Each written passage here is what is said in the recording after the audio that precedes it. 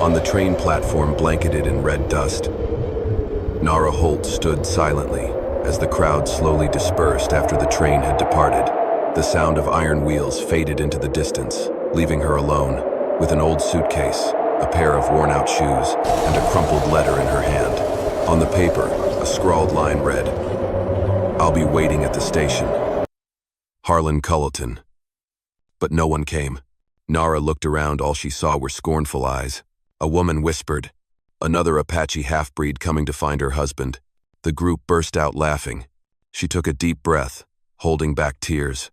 The scars on her wrists throbbed as if to remind her. She had been rejected 3 times, all because of the blood running through her veins. And yet this time, she still believed in that letter, like it was the last bit of magic she had left in life. A small hand tugged at the hem of her dress. It was a little girl, maybe 3 years old, with blonde hair and sparkling blue eyes. "Lady, why are you crying?" The innocent voice made Nara freeze. She gave a faint smile, then softly said, her voice catching in the wind, "Please, I need a man tonight." But no one came. The whole station went quiet, then burst into laughter. But there was one man who did not laugh: Elias Carver, a tall man in a dust-covered leather coat, standing just a few steps away. He looked at her for a long moment, then spoke in a deep, gravelly voice. "It gets cold out here. You can stay at my ranch tonight. It's less windy there." The Montana night wind howled through the pine trees as Elias Carver led his horse along the patchy, ice-covered dirt road. Nara sat behind him, clutching a tattered shawl, the cold air slipping through her fingers like tiny needles. In the distance, a soft yellow light from a small wooden cabin slowly appeared through the mist, the only warm glow in a sea of prairie darkness. Elias pulled the horse to a stop at the front porch and said quietly, "You can rest here for the night. In the morning, if you like, I'll take you back to the station." His voice was deep and firm, but not unkind. Nara simply nodded and followed him inside. The scent of burning pine mixed with smoke and damp earth, the smell of life itself. A little girl ran out from the back room and squealed, "Daddy." Elias bent down and picked her up.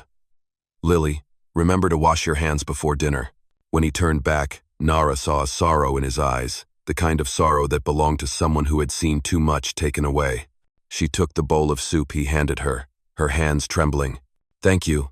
I did not mean to intrude." Elias shook his head. "Everyone needs shelter when night falls." Lily sat at the table, staring curiously at Nara's thick black hair and cold dark eyes. "Are you one of Mama's people?" Elias froze. The room seemed to hold its breath. He replied softly, "Your mother was Apache too. But she is gone now." Nara lowered her head. That sentence felt like an invisible thread weaving the two of them together. They both knew what it felt like to have the world turn its back on you, simply for not being white enough to belong. After dinner, Elias stirred the fire again and laid a thick blanket near the hearth. "You can sleep here. My daughter's room is just next door." He turned to leave, but Nara spoke gently. "Thank you. Not everyone is willing to let someone like me inside their home." Elias paused, then said quietly, "Not everyone understands what it is to have every door shut in your face and everyone turn away." Nara watched his silhouette disappear down the hallway. Outside, the wind whistled through the cracks in the door, but the fire in the hearth kept burning steadily. For the first time in years, she did not feel entirely abandoned. The next morning, the Montana sun rose slowly beneath a cold, gray sky. Nara stepped out of the house wrapped in the wool scarf Lily had draped over her shoulders, her breath visible in the frosty air. She needed to find some reason to believe that the letter had not been a lie. The town was the same, dusty, cold, and unforgiving. The general store had not fully opened yet. From the saloon came the low murmur of a few men. I heard she believed in some ghost-written love letter. Half-bloods, they never learned shame. Nara walked straight to the post office, the crumpled paper in her hand now soaked with sweat. "I'm looking for someone named Harlan Culleton," she said, her voice hoarse from the cold and from a fragile hope. The station master, an old bald man, let out a soft sigh and scratched his chin. You're the one who got that letter?" "Yes. Do you know him?" He avoided her eyes, then spoke quietly. "Harlan Culleton does not exist. It was a prank by some of the town kids.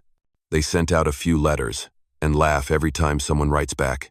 All sound around Nara seemed to fade. The letter slipped from her fingers onto the wooden floor. She stood frozen, her eyes wide, as the cold crept into the deepest part of her chest. A prank. Her whole life, that one last flicker of hope, had been nothing more than a joke. Outside, the wind picked up and swept the scarf from her shoulders. She stepped out of the post office, her head low. People on the street watched her pass. Part pity, part disdain. By evening, as darkness slowly covered the prairie, Nara returned to the Carver Ranch. She had planned to gather her things and leave before nightfall. But as she reached the gate, Lily ran out, her face smudged with dirt, her tiny hands gripping Nara's skirt tightly. "Mommy, stay." Those two words cut like a knife and healed like a miracle. Nara knelt down and wrapped the little girl in her arms, her tears soaking the child's shoulder. Elias stood on the porch, his gray eyes watching them in silence. When Nara finally looked up, he said just one simple sentence.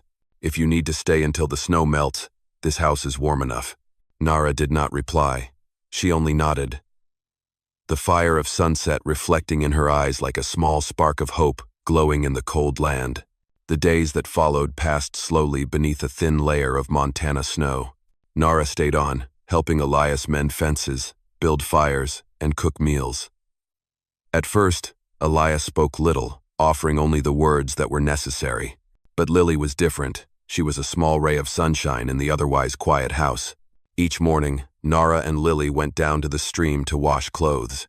Nara taught the little girl old Apache songs, simple melodies full of longing and memory. Lily repeated each word, sometimes with such sweet clumsiness that Nara could not help but laugh. It had been a long time since she had laughed like that. One evening, the wind howled outside and Lily suddenly came down with a high fever. Elias panicked, pressing cool water to her forehead, but the heat would not break. "Do you know what to do?" he asked, his voice rough and edged with desperation. Nara nodded and ran into the snowy woods, returning with a bundle of dried leaves and bark. She boiled them in water, letting the steam rise, then placed warm cloths over the child's chest. As she sang softly, she rubbed Lily's forehead with a homemade herbal balm, the scent of mint blended with pine resin. Elias sat silently nearby, watching her. Every movement she made was gentle, like the touch of a true mother. The next morning, Lily opened her eyes and whispered, "Ma, Ma." Elias froze. Nara smiled, blinking back tears. She thinks I'm her mother." Elias lowered his head and said quietly, "Maybe she is not wrong." From that day on, something changed in the air of the house. Lily clung to Nara, telling stories, asking questions, laughing with a joy that filled every corner. Elias still spoke little, but his eyes no longer held the same distance when he looked at Nara. One night, as Nara mended his shirt under the soft glow of the oil lamp, Elias watched her sun-browned hands work carefully and said, "You work like someone who was born to live here." Nara paused her stitching, smiled, and replied, "No one is born to be hated forever, Mr. Carver." Outside, the wind still moved through the pines, but inside the small wooden house, the fire in the hearth burned steadily, like the warmth of a family slowly coming back together. I am truly grateful for your presence here. If this story reminded you of old days of dusty afternoons and the sound of hooves echoing in your heart, then please subscribe to my channel, so that each day we can sit together once more, and I can tell you another story from the Wild West. That morning, the sky was covered in a silver-gray hue. After the snowstorm from the night before, the whole prairie lay beneath a blanket of fog. Elias was repairing the fence behind the horse stable, while Lily played near the small stream that wound around the house. Nara hung blankets on the porch rail, glancing over from time to time, a soft smile on her lips. But in a single instant the wind howled sharply, a sheet of ice cracked, and a small, piercing scream broke through the still air. "Daddy!" Nara spun around, her heart tightening painfully. Lily was gone. Only the little red scarf floated aimlessly along the freezing water. Without thinking, Nara dove in. The spring flood surged violently, the icy water slicing into her skin like 1,000 blades. She plunged deep, feeling blindly through the murky current. When her hands found the tiny body, She pulled the girl close and pushed Lily upward, toward the thin glimmer of light above the surface. Elias heard the scream, dropped his axe, and ran. He reached the stream just in time to see Nara thrust the child onto the bank before the current tore her away. "Hold on," Elias shouted, leaping into the freezing torrent. His limbs went numb instantly. But he fought through it, grabbed her arm, and pulled with all his strength. Both of them collapsed onto the shore, gasping for air. Lily coughed and began to cry. But Nara's body went still, her lips turning pale. Elias held her against his chest, slapping her cheeks, shouting hoarsely, "Don't you D on me. Not now." He carried her inside, laying her near the fireplace. All through the night, Elias sat by her side, holding her icy hands, rubbing them fiercely to bring her back. When dawn broke, Nara let out a faint breath. Her eyes opened hazy, as if waking from a dream. Elias leaned close, his voice rough with fear and exhaustion. "You jumped into that river. Do you even realize you almost died?" Nara's weak smile flickered. "A mother always jumps, no matter how cold the water is." Elias said nothing. He only tightened his grip on her hand, and for the first time, the look in his eyes was not just quietness but the raw fear of losing something more precious than life itself. A few days later, the snow began to melt from the rooftops. Thin sunlight streamed through the window, brushing softly across Nara's pale face. She was still lying in bed, her breathing slow, the faint scent of herbs lingering in the air. Lily sat beside her, the little girl's small hand wrapped tightly around Nara's. Elias stood silently in the corner of the room, his weathered face drawn and his eyes red from too many sleepless nights. He looked at the two of them, the child and the woman who had risked her life to save her, and something tender and painful stirred deep within him. In the stillness of the late morning, Lily lifted her head and whispered, her voice as soft as the wind, "Mom, Nara, can you stay here with me forever?" Time seemed to stop. Nara looked at the little girl, tears welling in her eyes, until they fell onto that tiny hand. She nodded gently, her voice trembling. "If you want me to, I will not go anywhere." Elias turned away, trying and failing to steady his breath. He stepped out onto the porch, staring across the wide prairie still streaked with patches of snow, his thoughts tangled and restless. He had once sworn never to let anyone into his life again after his wife's death. His heart had turned entirely to ash. But now, that ash was beginning to burn again, rekindled by a woman the whole town had scorned. By afternoon, when Nara was finally strong enough to sit up, Elias came in carrying a bowl of warm soup. He set it on the table and spoke in a low, rough voice. "I once thought I had forgotten how to trust anyone. But you made me believe again." Nara looked at him, the glow of the fire flickering in her dark, deep eyes. "I did not come here for pity, Elias. I only wanted to be somewhere I did not have to beg to be allowed to live." He stepped closer, his rough hands resting gently on her shoulders. "Then stay, not out of pity but because I need you, both I and the little one." A soft wind passed through the window, making the flame in the hearth tremble. Nara bowed her head, tears falling silently onto her dress. For the first time, she was no longer the one cast aside but the one chosen to stay. Rumors travel faster than the Montana wind. In the saloon at the edge of town, people whispered that rancher Elias Carver had married a woman half Apache. Someone sneered, "Guess he wants his kid speaking savage talk." The cruel words spread like wildfire, reaching all the way to the Carver ranch where Nara still lit the fire each morning and sang Lily to sleep each night. At first, no one dared to come near. Traders cut off supplies. The salt merchant refused to do business. Elias said nothing.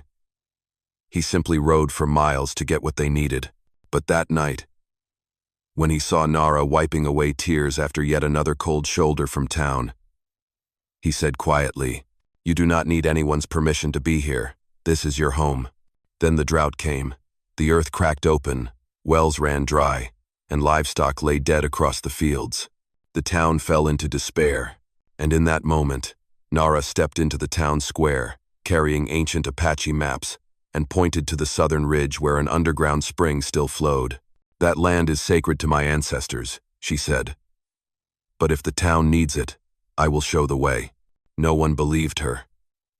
But when they dug, water burst from the earth, clear, sweet water that saved the town from thirst. And in that silence, they all stared at the woman they had once scorned, standing tall beneath the sun, her black hair dancing in the wind. The next day, the first to arrive at the ranch were the elderly couple who had once mocked her at the train station. They brought a sack of flour and an awkward smile. "We owe you our thanks." Elias stood beside Nara, his hand resting gently on her shoulder. From that day on, people began to call her Mrs. Nara Carver. There were no more whispers of contempt, only respectful greetings when she passed through the market. And on a spring morning, as the church bells rang out across the land, the people of Montana witnessed something rare. Rancher Carver and his Apache wife walking side by side, heads held high, faces unhidden, smiling, like two souls who had finally found the place where they belonged. 1 year later, the seasons changed in Montana. The snow melted, green grass stretched across the fields, and the wind carried the scent of new life. The Carver Ranch no longer stood in silence. Lily's laughter echoed everywhere, mixing with the sound of Elias hammering away at the frame of a new horse stable. Nara stood on the porch, her belly round with child, the sun-kissed glow on her skin, the soft curve of her smile, and the quiet light in her eyes made it easy to forget she had once been cast aside. Her simple wool dress fluttered in the breeze, and her hands no longer trembled when they touched the door of this house. That morning, the town gathered in front of the small church. For the first time, there were no whispers, no judging eyes. Everyone came to witness something they had once denied: the wedding of rancher Elias Carver and his Apache bride. Nara stepped inside, a delicate lace shawl draped over her shoulders, adorned with wildflowers Lily had placed there herself. Elias stood waiting by the wooden altar, and when their eyes met, all memories of snow, cold, and loneliness seemed to melt away. The minister spoke with a deep, gravelly voice, simple, yet full of warmth. "Before God, and before the winds of Montana, do you vow to shelter each other until your hair turns white?" Elias took Nara's hand, his rough palm resting over her sun-darkened fingers, and answered softly, "I do, and I promise that with all I am." The whole church was silent. Then Lily, in her little dress, cried out, "Now we are a real family." Laughter broke out, warm and honest like sunlight spilling through the wooden windows. That evening, Nara stood at the doorway, gazing across the wide-open fields. Elias stepped up beside her, wrapped his arm around her waist, and whispered, "You once said you only needed a man for one night. Now you have all of my life." Nara smiled, resting her head on his shoulder. Nearby, Lily chased butterflies, and the Montana sun sank in a blaze of gold over a peaceful land they had rebuilt from ashes. And to you, my dear listeners, true love does not need grand gestures or eternal vows. It lives in the hands that build fires on cold nights, in the eyes that understand without a single word. A family is not a perfect place. It is where you are accepted even when you are broken. It is where love is grown with patience and the courage to stay. It has been an honor to share this journey with you. I sincerely wish that you and your family find peace and happiness, wherever you may be. I love all of you, my cherished audience of Wild West storytelling. And tell me, how did this story make you feel? Leave a comment below. Type the number 1 if you enjoyed this story. And do not forget to subscribe to the channel, because more thrilling tales from the Wild West are just around the corner.